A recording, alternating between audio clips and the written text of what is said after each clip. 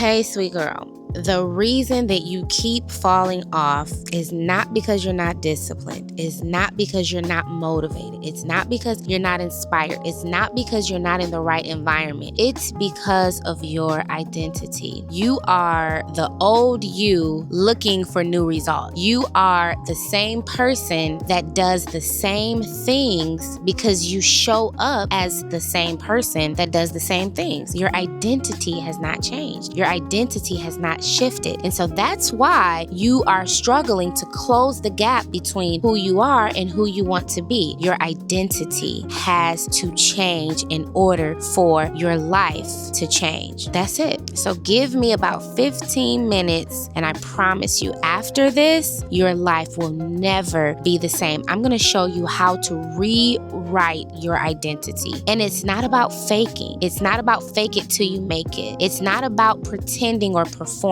It is truly about tapping into who you are, not who you want to be. Who you are is the biggest, greatest version of yourself. It's just not activated yet. You haven't pushed the start button yet. You haven't pushed the play button yet. That's why you're not who you want to be. But honey, it is as easy as making a decision.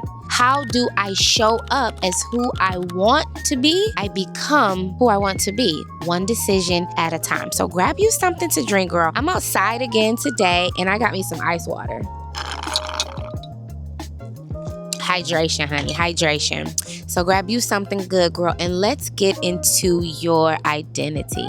Hey, girl, I'm so glad that you stopped by. Thank you for coming by. If this is your first time here, hey, girl, my name is Shamika. I am your little sister, your big sister, your favorite cousin, your friendly neighbor, your prayer partner, your business partner, your accountability partner, your workout partner, all of the things. And I help women discover the very best version of themselves and tap into their soft grace, find their feminine power, find their strong voice, all of the soft, cutesy, and girly things. And I create comfort around all of that. So I create comfort about slow mornings and soft schedules and all things cutesy and girly. So if that is your vibe, stick around and subscribe. I would love to have you as a part of this community. We're over here, girl. We have fun. We support each other. We love each other. We have parties in the comments and we just really enjoy each other's company because we believe that every day in every way we get better and better.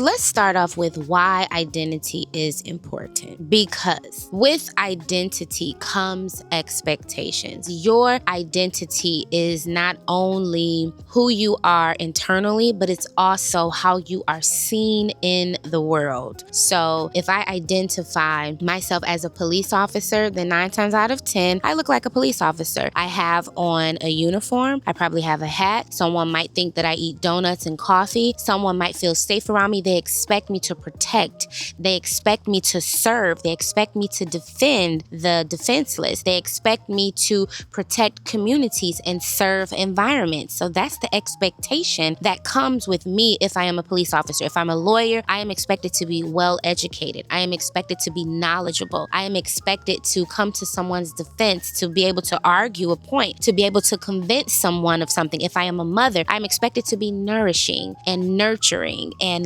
loving and accepting and a guide and a leader to my family, to my children. So with identity comes expectations. That's not only how you view yourself, but it's how you're viewed in the world. So it's important, not necessarily and not only how they see you, but how you see yourself. Identity starts with the letter I. It is all about internal. It is all about me, myself, and I. How do I see myself? So let me tell you, let me give a little backstory. How I used to see myself was unworthy and small-minded. I didn't feel like I was worthy enough to take up space in the world. I didn't feel like, and mainly because I wasn't degreed and I was overweight and I would fade into the background. I identified with a supportive role, not a main character role. I identified with small-mindedness and small thinking and limiting beliefs instead of the big audacious thinking that I have today. I I changed my identity by showing up as a different person. I changed my entire life when I decided to show up as who I wanted to be, not who I currently was. My past self had to completely disengage for my new self to take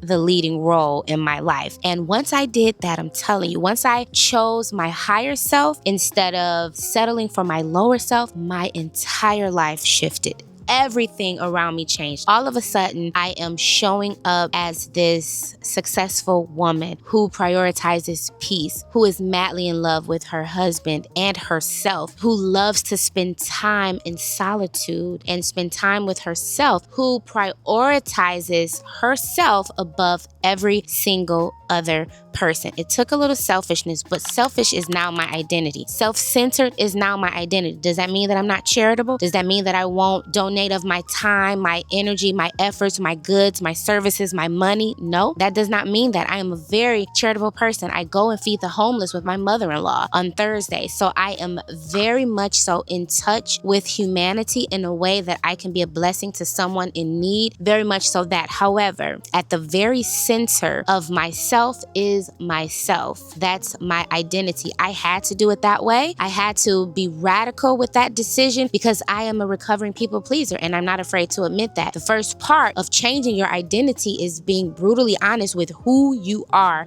today. Who are you today, and who do you want to be? That's the number one step of changing your identity. Get honest with it. Let's stop lying to ourselves. Let's stop pretending to be who we think we are seen as. Some people can really see straight through the fake. Some people can see straight through the facade, straight through the plastic. You're not fooling anybody, especially not yourself, because you spend the most time with yourself. So let's get brutally honest. Who am I today and who do I want to be? Today, I am a girly that will couch rot, that will bed rot and doom scroll. But who I want to be is a disciplined girly that prioritizes her time in the gym. So how do we close that gap? How do we shift our identity? It is as simple as making a decision to become her. What does that look like? Yes, I want to sit here. I want to just willy-nilly throughout my day, dilly-dally, and not worry about any responsibilities, not go to the gym. I want to eat bonbons and, I want to eat pizza instead of a cucumber tomato salad. I want to play games instead of going to the gym. I would love to go to the mall and just window shop instead of focusing on my schoolwork or my assignment or my project that I'm working on. Yeah, so you want to do the thing that you shouldn't do. Become the disciplined version of yourself, the highest version of yourself, by making the decision to do what I know that I should do. The more you do that, the more it becomes who you are, and your identity will begin to shift. The next step in changing your identity is literally shifting. You're going to shift your language, you're going to shift your vision, and you're going to shift your environment. Why is this important? Language shift. What you say is what you see. Your words have power. So if you say, oh, I don't love the gym, I am not a gym girly, or like I used to say, I am not a morning person. I used to declare that all the time. And so my life came in agreement with me not being a morning person because I always said it. Or it's so hard for me to lose weight. I used to say that all the time. So my life followed my words. Your reality follows your words. Now I say it's very easy for me to lose weight because the disciplined version chooses the salad over the pizza. Or if I do choose pizza, I'll eat a half slice of a pizza and pair it with the salad and pair it with my water instead of being who I used to be. I used to eat 3 slices of pizza and some pop and a Twix and some Oreos and some Doritos, all of the things. When you say it, you will see it. So change, completely shift your language to start speaking who you are, to close the gap between who you are now and who you want to be. That is why affirmations are so important. That is why I end every episode with affirmations, to not only make you feel good, but to remind you who you are. And hopefully you start saying these things with me or even in your own alone time so that they become your reality. When you say something, you believe it more than if someone else says it to you. So affirm yourself, girl. Write out who you want to be. Write out who the highest version of you are and start reading it out loud every day. I am a fit girly that spends time in the gym. I love the gym. I love Pilates. I love the Stairmaster. Woo, girl, I'm working on that. I love exercise. I love kickboxing. I love drinking water. I love my cucumber salad. I love eating salad every day. I love going to bed early so that I can wake up early. I love my slow mornings. They are ceremonial for me. I love my shower time. I love my alone time. I love reading books. I love spending time with my family. Say all of these things. I am successful. Not only financially successful, I am successful in my marriage. I am successful as a mother. I am successful as a daughter and a sister and a family member and a member of my church and a member of my community. I am successful in every aspect of my life, and your life will follow what you say. So that's the first shift, is your language shift. Your second shift is your vision shift. You got to shift the way you see. Now, I said the first shift, if you say it, it'll happen. The second shift, if you see it, it will happen. Start seeing yourself as her. You've written down who she is. You've spoken out loud who she is. Now start seeing yourself. Even if you have to close your eyes and meditate for 5 minutes every day and see yourself living that life. See yourself living as her. See yourself in the gym. See yourself on a plane going to a meeting to close $1 million deal. See yourself in a loving marriage. See yourself as a wonderful mother, a wonderful business owner, a wonderful member of your community. See yourself in your most fit state. Physically, mentally, emotionally, financially, spiritually. See yourself as this whole individual living this big, full, purpose-driven life. When you see it, before you see it, you will then see it in reality. That comes from Bishop J. Drew Sheard. He said, you have to see it before you see it, or you never will see it. That means see it in your mind's eye. See it prophetically. See it before it ever even happens, and then you will see it in reality. And listen, when you make the decision to become her, you'll start seeing her show up more and more. You'll start seeing her saying yes to things like an early bedtime and an early arise time, and prioritizing the gym and saying, I'm going to work out 10 minutes more just to get a little bit more of, muscle or whatever it is. Literally, when you start showing up as her, you'll see her more often. And you'll be like, Girl, when did you get here? She got there one decision at a time. So that is the next shift, is your vision. The last shift is your environment. Once you say it, you see it, and then you have to make sure that your environment agrees with who she is. Your environment has to agree. Think about it. If you had a celebrity come into your house, and let's say your house was all out of whack. It was dirty laundry. It was, your sink full of dishes and, your kids' toys all over the place. If you have puppies, maybe their toys are all over the place, or your house is just out of order. You know that you would not invite a common man over your house with it looking like that, much less a celebrity. You would make sure that the environment is nice enough, luxury enough, and just beautiful enough to be occupied for any amount of time by a celebrity. For me, in my line of work, it's my job to make sure that my clients, who are high status clients, are in an environment that agrees with who they are. So I go to the hotel before they get there to make sure it's not the Red Roof Inn. Nothing against the Red Roof Inn, but my clients don't enjoy the Red Roof Inn. But I have to make sure that the rooms are nice, that they are clean, that they are luxury, really, that they would agree with the caliber of person that will occupy it. That's how you have to look at your environment. Does this current environment agree with who I am becoming, one decision at a time. If my closet is out of whack, listen, my highest self is organized. She does not thrive in disorganized environments. I believe that my highest self operates in the fact that everything has a home, even in her home. Every shoe has a home. Every article of clothing has a home. Every book has a home. Every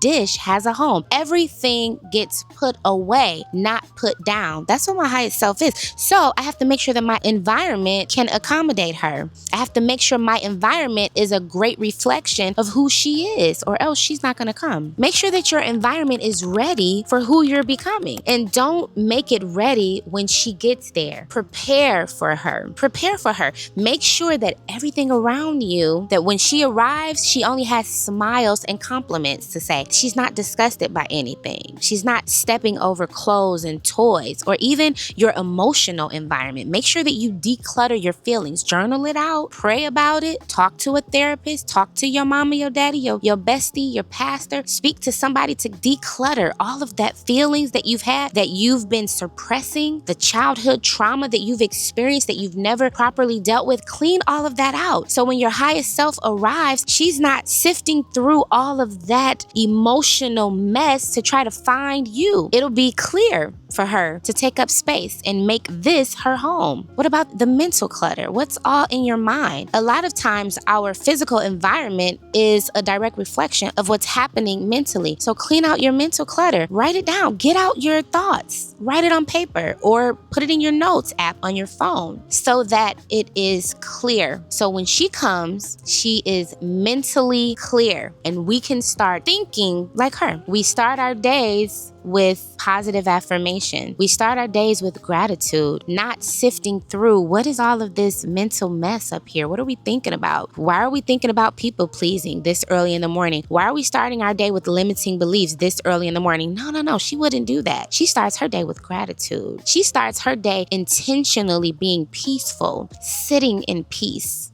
declaring peace over her day. She starts her day by declaring and decreeing what she will see happen today. The joy that she will experience, the peace that she will experience, the goodness and mercy that she will experience, who she's able to be a blessing to today, who she will allow to be a blessing to her. She starts her day in stillness. She has a slow morning where she is able to romanticize even her cup of coffee or her ice water. She's able to do all of those things because she's in charge and in control of her mental capacity. What about your digital environment? Who are you following that drags you down, only has negative things to say? I make it a point not to only follow the news stations or only follow gossip blogs and gossip vlogs or people that's dragging people in the mud. I want to make sure that even my digital environment is conducive to who she is. She only follows people that inspire her. She only surrounds herself with people that speak life to her, not people that speak doom and gloom. She's too positive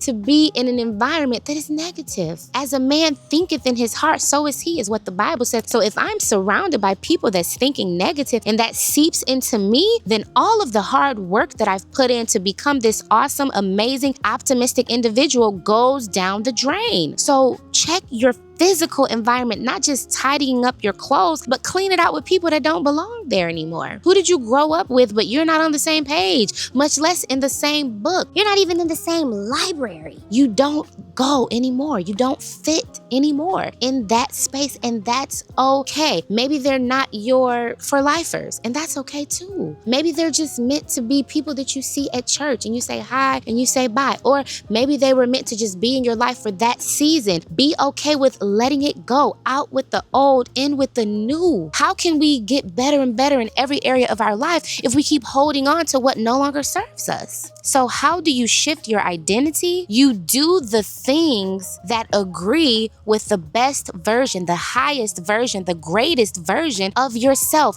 Don't make one decision ever And this is a daily, almost hourly task. Don't make one decision that your highest self will be ashamed of or not proud of or disagree with. And I'm talking to myself, girl, Because I want pizza right now, okay? but instead of indulging, I am going to California Pizza Kitchen because they have a cauliflower pizza, so it's almost no carbs. That's what the highest version of myself does. She does not deprive herself. She finds healthy ways to eat the stuff that she wants to eat. If there's a craving, there's a healthy way to satisfy that craving. It's called California Pizza Kitchen cauliflower pizza. So that is how you will shift your identity, one decision at a time. We only do what our highest self will be proud of. If you're not able to shout it from the rooftop, this is what I did. If you have to hide behind decisions and, do it in the corner, eat a piece of whatever in the corner and not be boldly proud about it, then you probably shouldn't do it. Your highest self probably wouldn't be proud of that. So don't do it. Don't do it. And if you are still trying to find out who she is, journal it out. What do you see for your life on the best day, the very best case scenario? What does that look like? Write it all out, and one decision after another, after another, after another. So little by little, you will become what you say and what you see. So that's it, girl. Thank you so much for coming by. Listen, I believe that you are closer to the highest version of yourself than you actually know. The fact that you've came here, the fact that you're still here, that lets me know that you really, truly want to change your identity. So this is the best decision that you could have made, because I just gave you real actionable steps to change your identity. And I promise it is not as difficult as one might make it seem. It is truly, thoroughly just one decision after another, one good decision after another. And if you messed up yesterday or messed up an hour ago, if you did something that your highest self is not proud of an hour ago, guess what? Here we are in a new hour. If yesterday wasn't the greatest day, here we are in a new day. Today can be the best day ever. Today you can get a little bit closer to being who you dream to be, and it's for you. I promise it is for you. Here I sit before you, a living witness that your whole life can change. Who I am sitting here as today is not who I was a year ago, even 6 months ago. I promise you, one decision after another, I have transformed my life for the better. I'm so glad I did. So that's why it's easy for me to talk. This video was easy to do because I've lived it, and I'm still living it. I'm still becoming the best version of myself. So thank you for stopping by, girl. I love you. You're that deal. You're amazing. You're fearfully and wonderfully made. You are the best thing since sliced bread. God did his big thing when he created you. He took his time and made you the perfect sweet girl that you are. Please remember that. Please say it out loud and affirm yourself every opportunity that you get. Thank you. Please remember to like, comment, and subscribe so that YouTube knows who else would enjoy this video. And don't wait for YouTube to share it. You share it with somebody that you think would benefit from it. Thank you so much to my subscribers. I love you so much, my sweet girls, and I will see you in the next episode. Bye. Cheering for me.